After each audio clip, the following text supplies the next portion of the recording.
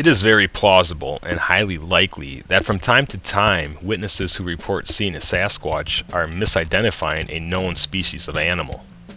There are plenty of reasons why a misid is possible: heavy foliage, distance, lighting conditions, just to name a few. However, when one has the opportunity to actually videograph a certain animal for an extended period of time at close range, a positive ID should be able to be obtained. This leads us to this video that has recently sparked some interest due to the fact that it was labeled as Maine tree creature, followed by Bigfoot with a question mark. I think it's very clear in the video that the people who are filming the animal are not on a Bigfoot hunt or anything of the sort. They seem to be just out enjoying Mother Nature and doing some casual hiking. They spot this odd-looking creature in a tree and make small talk, discussing just what it is. They zoom in on the animal, but the lighting is not very good.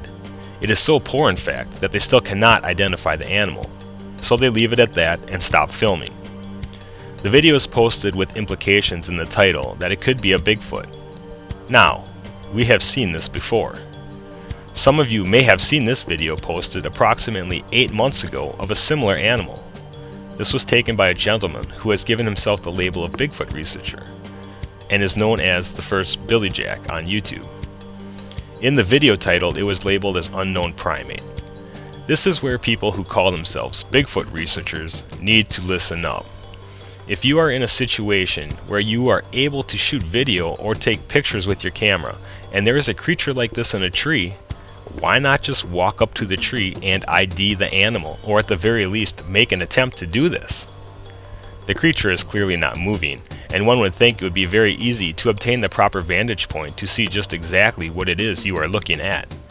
Instead, we get videos posted that claim Bigfoot or unknown primate when in fact there is no real proof of anything of the sort.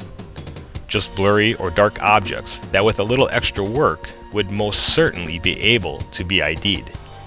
It would be nice for a change if people who call themselves Bigfoot researchers would title these types of videos, "What is it?" Or even better yet, not post them at all unless all other options were attempted at verifying the identity of the animal. But Bigfoot researchers are self-proclaimed, and many do not adhere to this type of standard when it comes to posting or making what they deem as evidence available to the public. Far too often, out of focus, dark blurry images are labeled as Bigfoot. Some of these objects turn out to be tree stumps or leaves or even shadows, but they lack the necessary detail to be called anything, much less Bigfoot. When this is done, we feel it does a great disservice to responsible Bigfoot research. Now, back to the Maine tree creature and the unknown primate. While on a Squatch Inc expedition on the St. Croix River, we had the opportunity to videograph an animal that similarly resembles these two creatures. Instead of shooting some long-range video and posting the video stating that we too filmed an unknown primate, we took our time and focused our efforts at making a positive identification of the animal. It wasn't hard at all. Now, we knew the animal in question was a porcupine before we even started videotaping it, but this expedition took place after this video was shot, and we knew it would be the responsible thing to debunk the unknown primate label given to this porcupine. Now, the Maine porcupine makes its debut. We knew it would only be a matter of time before another Erythozone dorsatum, or better known as the North American porcupine, would be once again misid'd as a primate. They may slightly resemble a primate when viewed from a distance.